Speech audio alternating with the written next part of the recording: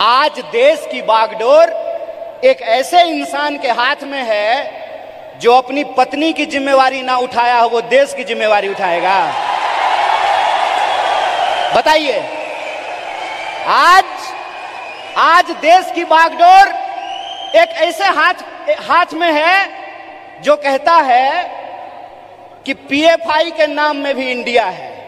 मतलब कुत्ता को भी 4 पैर होता है, गधा को भी 4 पैर होता है, इसलिए सारे गधे कुत्ते हैं। अगर ये रीजनिंग मैं लगाऊं, जो रीजनिंग इस देश के प्रधानमंत्री ने लगाया है, तो मैं ये कह सकता हूं ना कि प्रधानमंत्री जी को भी 2 आंख है और गधा को भी 2 आंख होता है। बोलिए, मैं ये बात क्यों कह रहा हूं? मेरा कोई मकसद नहीं है कि मैं भाजपा, मोदी और आरएसएस की चर्चा करूं। मैं सिर्फ आपको बता रहा हूं कि कितनी गंभीर परिस्थिति में आज हम खड़े हैं। इतनी गंभीर परिस्थिति में खड़े हैं कि संस्थाओं को तो छोड़ दीजिए, व्यक्तियों को भी बोलने का अधिकार नहीं है। इसीलिए जब आज आप यूथ कांग्रेस का झंडा अपने हाथ में उठाए हुए हैं, जब आप कहते हैं यूथ कांग्रेस जिंदाबाद, इसका क्या मतलब है? इसका मतलब यह है कि जिस देश की 55% आबादी नौजवान हो, जिस देश में दुनिया का हर 5वां युवक भारतीय हो, जिस देश में 45 साल में सबसे ज्यादा बेरोजगारी हो, और जिस देश में जिस दिन कारगिल विजय दिवस मनाया जा रहा था, उससे ठीक कुछ दिन पहले कारगिल में लड़ने वाले शहीदों के परिवार के साथ कैसी नग्नता की गई है, ये वीडियो आप लोगों ने देखा है। हमारे पास कुछ अलग कहने के लिए नहीं है, कुछ अलग बोलने के लिए नहीं है, लेकिन मैं 2 महत्वपूर्ण बात आपसे करना चाहता हूं। पहली बात तो ये कि मैं नहीं समझता हूं कि ये मंच सिर्फ और सिर्फ आरएसएस और बीजेपी को कोसने के लिए है। ये मंच सिर्फ और सिर्फ मोदी जी क्या कर रहे हैं इसके बारे में बताने की है, क्योंकि वो तो आप सब लोग जानते हैं। वो आप सब लोग इसलिए जानते हैं कि इस विपरीत परिस्थिति में भी वह पथ क्या, पथिक कुशलता क्या, जिस पथ में बिखरे सूल न हो, नाविक की धैर्य परीक्षा क्या, जब धाराएं प्रतिकूल न हो। इस दौर में भी कोई इंसान अगर भारतीय राष्ट्रीय कांग्रेस का झंडा उठाए हुए है, इस दौर में भी कोई नौजवान अगर यूथ कांग्रेस का झंडा उठाए हुए है, इस दौर में भी अगर कोई विद्यार्थी एनएसयूआई का झंडा उठाए हुए है, इसका मतलब वो सत्ता के लिए नहीं, सत्य के लिए संघर्ष कर रहा है। इस बात को हमको याद रखना चाहिए। इसलिए बीजेपी क्या है, मोदी जी क्या हैं, आरएसएस क्या है, मैं इन चीजों पे अपना वक्त जाया नहीं करना चाहता हूं, क्योंकि हमारे वरिष्ठ नेताओं ने, हमारे वरिष्ठ साथियों ने, हमारे वरिष्ठ कार्यकर्ताओं ने इस बात को बखूबी समझा दिया है। वो क्या कर रहे हैं ये हम जानते हैं। हमको ये समझना होगा कि हमको क्या करना है।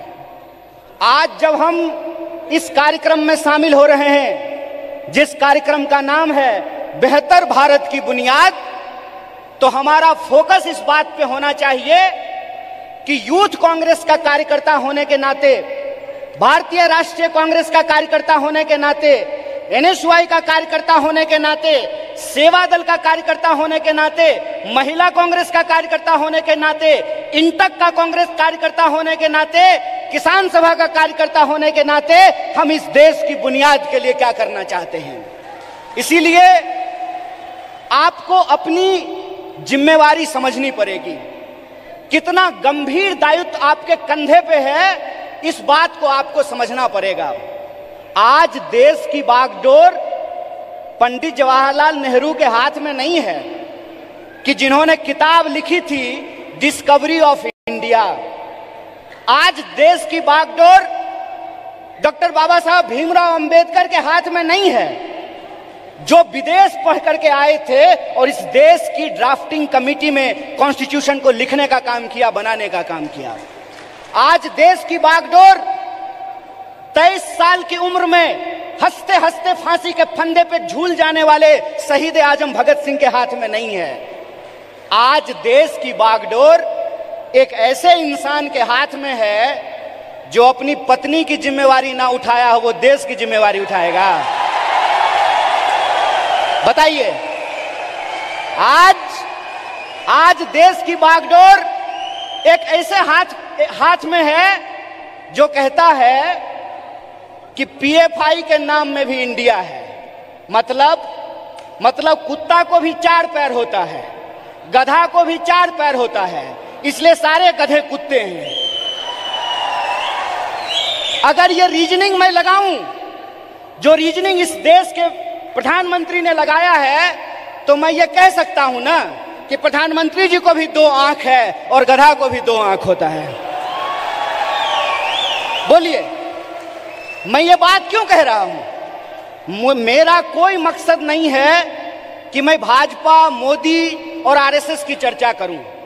मैं सिर्फ आपको बता रहा हूं कि कितनी गंभीर परिस्थिति में आज हम खड़े हैं। इतनी गंभीर परिस्थिति में खड़े हैं कि संस्थाओं को तो छोड़ दीजिए, व्यक्तियों को भी बोलने का अधिकार नहीं है। इसीलिए जब आज आप यूथ कांग्रेस का झंडा अपने हाथ में उठाए हुए हैं, जब आप कहते हैं यूथ कांग्रेस जिंदाबाद, इसका क्या मतलब है?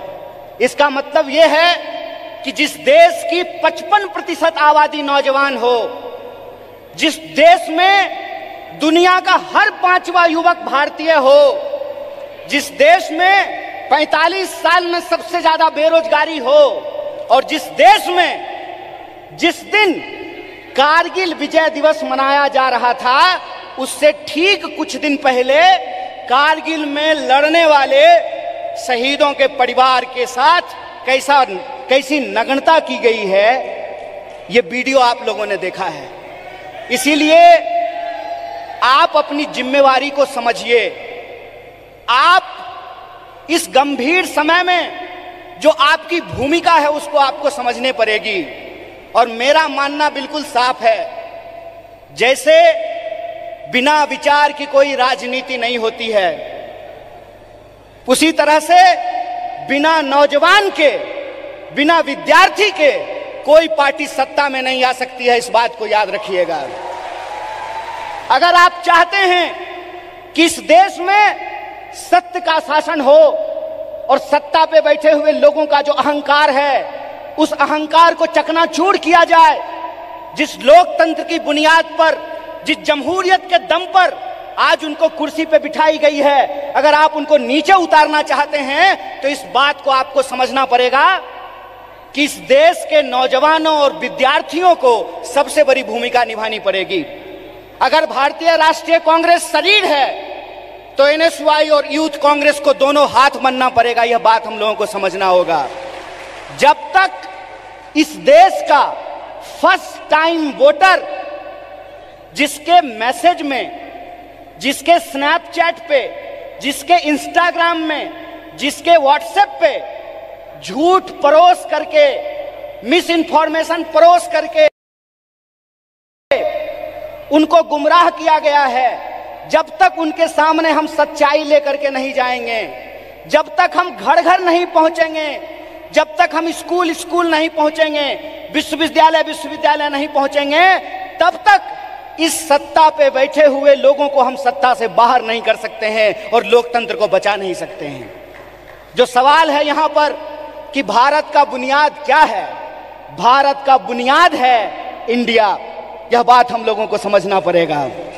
भारत का बुनियाद है इंडिया, और वो जो इंडिया है, वो इंडिया एक सोच है, और वो सोच को हमको एक एक कार्यकर्ता को अपने व्यवहार में लेकर के आना पड़ेगा। अगर हम महात्मा गांधी का उदाहरण आपके सामने रखें तो किस तरह का एग्जाम्पल हमको देखने का मिलता है। गांधी जी ऐसे नहीं थे कि बुनियाद भारत के कार्यक्रम में आए हैं, कर्नाटक में सरकार भी है तो थोड़ा फोटो वोटो खिंचा करके चल देंगे। ऐसे नहीं होगा। ये मैं आपकी आलोचना नहीं कर रहा हूं, ये मैं अपनी आलोचना कर रहा हूं। गांधीवादी तरीका यह है कि चंपारण में जब किसान लड़ रहे थे तो गांधी जी शहर छोड़ करके चंपारण चले गए, वहीं आश्रम बना दिया, महीनों तक लड़ते रहे और अंग्रेजों को धूल चटा दिया। ये गांधीवादी तरीका है। 100 समस्याएं होंगी, 100 समस्याएं होंगी, 1000 समस्याएं होंगी। बतौर फ्रंटल ऑर्गेनाइजेशन मैं बार बार कह रहा हूं, भारतीय राष्ट्रीय कांग्रेस तभी मजबूत हो सकता है जब यूथ कांग्रेस और एनएसवाई मजबूत होगा। इस बात का संकल्प हमको लेना पड़ेगा। और वो मजबूती कैसे होगी? वो मजबूती ऐसे होगी, गांधीवादी तरीके से होगी कि हम एक समस्या को उठाएंगे, लगातार आंदोलन करेंगे और जब तक सरकार और प्रशासन को झुका न दें, अपने आंदोलन को वापस नहीं लेंगे। ये तरीका हमको अपनाना पड़ेगा। और एक बात याद रखिएगा, जब आप आंदोलन जीतते हैं, जब आप संघर्ष को जीतते हैं, तो टिकट का सवाल अपने आप सॉल्व हो जाता है। यह बात मैं इसलिए कह रहा हूं कि शायद लोगों को इस देश के इतिहास को दोबारा जाकर के देखने की जरूरत है। क्यों? क्योंकि हम उस पार्टी से हैं जिस पार्टी ने इस देश को आजादी दिलाई है। अभी कलाकार ने आजादी की बात की, हाथों की आजादी की बात की, देश की आजादी की बात की, तो एक एक भारतीय राष्ट्रीय कांग्रेस के कार्यकर्ता को गर्व से यह बात कहनी चाहिए कि हम वो लोग हैं जो इस देश को आजादी दिलाए हैं और आजाद देश में आजादी को बचाएंगे भी। इस बात को हमको याद रखना है। और अगर हमने इसका संकल्प लिया है तो मैं एक उदाहरण आप लोगों को देना चाहता हूं, खास करके जो हमारी महिलाएं यहां पे बैठी हुई हैं। जब कांग्रेस पार्टी हार गई थी श्रीमती गांधी के नेतृत्व में, तो उस वक्त लोगों ने कहा था कि कांग्रेस समाप्त हो गया है। उसके बाद श्रीमती गांधी बिहार गई थी, जहां से मैं आता हूं। वहां पे एक नरसंहार हुआ था और श्रीमती गांधी हाथी पे बैठ करके गई थी शोषितों से मिलने के लिए, उन नरसंहार के जो पीड़ित थे उन परिवारों से मिलने के लिए। और उनके साथ हाथी पे बैठी हुई एक महिला थी, जिस महिला का नाम प्रतिभा देवी सिंह पाटिल है, जो इस देश की पहली महिला राष्ट्रपति बनी थी।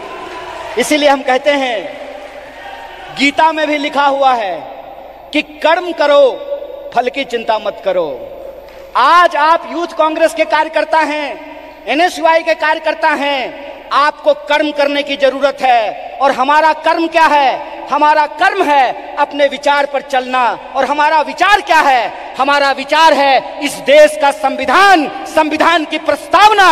और प्रस्तावना कहता है, हम भारत के लोग भारत को प्रभुत्व संपन्न, समाजवादी, धर्मनिरपेक्ष और लोकतांत्रिक गणराज्य बना करके रखना चाहते हैं। इसीलिए जब ये विचारधारा हमारे पास है, इस देश को आजादी दिलाने का इतिहास हमारे पास है, और आज के वक्त में हमको गर्व से यह बात कहना चाहिए कि हम मल्लिकार्जुन खड़गे के सिपाही हैं। हमको गर्व से यह बात कहना चाहिए कि हम राहुल गांधी के सिपाही हैं, क्योंकि राहुल गांधी ने कहा है डरो मत। और उनको डरने की जरूरत नहीं है जो किसी के खिलाफ गलत नहीं किए हैं। उनको डरने की जरूरत नहीं है जो झूठ बोलते हैं। जो झूठ बोलते हैं वो डरें, जो सत्य पर चलते हैं उनको डरने की जरूरत नहीं है। एक निडर सिपाही की तरह, जिस तरह से माननीय राहुल गांधी जी विपक्ष की मुखर आवाज बने हैं, उस आवाज को हमको घर घर पहुंचाना होगा। और इस देश की जो बुनियाद है, भारत की जो बुनियाद है, वो इस देश की संविधान की प्रस्तावना में लिखा हुआ है। उस प्रस्तावना को हमको घर घर लेकर के जाना पड़ेगा। कई बार कार्यकर्ता आकर के हमसे सवाल पूछते हैं कि हमको वैचारिक कार्यकर्ता नहीं मिल रहा है। साहब, गांधीवादी एक तरीका है कि सत्य को किसी गवाही की जरूरत नहीं होती है। और गांधीवादी तरीका यह होता है कि आपको बोलने की जरूरत नहीं है, एक्शन ही आपका कम्युनिकेशन होना चाहिए। आपके एक्शन में वो सारी बातें दिखनी चाहिए। एक बात कहिए कि मैं बहुत महंगा शर्ट पहन करके, मोटा मोटा सोना का सिकड़ी पहन करके, 5 करोड़ का गाड़ी लेकर के आपके पास आऊं और मंच पे खड़ा होकर के गरीबी पे भाषण दूं, आप हम पे भरोसा कीजिएगा? एक्शन ही कम्युनिकेशन होता है। हमको अपने एक्शन को अपना कम्युनिकेशन बनाना पड़ेगा और हमारा कम्युनिकेशन बिल्कुल साफ है। हमारा कम्युनिकेशन बिल्कुल साफ है कि यह देश सबका था, सबका है और सबका रहेगा। यह हमारा संकल्प है। हमारा संकल्प है कि इस देश में पैदा होने वाला कोई भी व्यक्ति, चाहे उसकी जाति कुछ भी हो, इस देश में पैदा होने वाला कोई भी इंसान, चाहे उसका लिंग कुछ भी हो, इस देश में पैदा होने वाला कोई भी मनुष्य, चाहे उसका धर्म कुछ भी हो, वो इस देश का नागरिक है। और नागरिक होने का मतलब होता है कि राजा का बेटा राजा नहीं बनेगा। लोकतंत्र में वोट से तय होगा कि हमारा शासक कौन बनेगा। और यह जो लोकतंत्र है, यह लोकतंत्र ही भारत की बुनियाद है। यह लोकतंत्र ही भारत की बुनियाद है। और इसी लोकतंत्र को बचाने का काम यूथ कांग्रेस के एक एक कार्यकर्ताओं को करना पड़ेगा। हम जो झंडा अपने कंधे पे लिए हैं, यह झंडा सिर्फ एमपी एमएलए बनने के लिए नहीं है। यह झंडा इस देश की आजादी को बचाने के लिए। इस बात को याद रखिएगा। इस देश में दो तरह के लोगों के बीच लड़ाइयां हो रही है। इस मुल्क में दो तरह के लोग हैं। एक वो लोग हैं जो नफरत फैलाते हैं, एक वो लोग हैं जो इंसान को आपस में बांटते हैं, एक वो लोग हैं जो ऊंच नीच करते हैं, एक वो लोग हैं जो इंसान को लड़ा करके इस देश की शक्ति को कमजोर करते हैं। एक हम वो लोग हैं जो नफरत के खिलाफ हमको मोहब्बत की आवाज को बुलंद करना पड़ेगा। और आखिरी बात अपनी बोल करके खत्म करूंगा। जब साहब गा रहे थे तो इनकलाब की बात कर रहे थे, लेकिन हमारे कुछ कार्यकर्ता उसको मोहब्बत की तरह ले रहे थे। तो आखिरी बात बोल करके खत्म करूंगा कि जो नौजवान इश्क नहीं करता वो इनकलाब भी नहीं कर सकता है। जो इंसान मोहब्बत नहीं कर सकता वो परिवर्तन भी नहीं कर सकता है। हम इश्क करेंगे, नफरत को हराएंगे, संविधान की आवाज को बुलंद करके इनकलाब लेकर के आएंगे। और हम उस रास्ते पे चलेंगे जिस रास्ते पे महात्मा गांधी ने चला और एकता का संदेश दिया। हम उस रास्ते पे चलेंगे जिस पर पंडित जवाहरलाल नेहरू ने चला और साहस का परिचय दिया। हम उस रास्ते पर चलेंगे जिस पर डॉक्टर बाबा साहब भीमराव अंबेडकर चले और समानता का बात किया। हम भगत सिंह के वासी हैं, हम भगत सिंह के वासिंदे हैं, हम भगत सिंह के वारिस हैं। हमको भगत सिंह के सपनों का देश बनाना है, गांधी के रास्ते पे चलना है और अंबेडकर के विचारों को आगे लेकर के जाना है। इसी आशा और विश्वास के साथ कि भारत की बुनियाद इंडिया में है और इंडिया की जो शक्ति है उसको हमको जोड़ना है। एक आखिरी नारा बोल करके अपनी बात को खत्म करूंगा। मैं विद्यार्थियों के कार्यक्रम में कहता हूं, जुड़ेगा विद्यार्थी, जुड़ेगा विद्यार्थी, जुड़ेगा विद्यार्थी, उसी तरह से जुड़ेगा नौजवान, जुड़ेगा नौजवान, जुड़ेगा नौजवान, जीतेगा इंडिया। इसी आशा और विश्वास के साथ एक बार फिर से यूथ कांग्रेस की पूरी टीम को एनएसवाई की तरफ से बधाई देते हुए अपनी बात को खत्म करूंगा। शुक्रिया। इनकलाब जिंदाबाद। जय हिंद, जय भारत, जय कांग्रेस।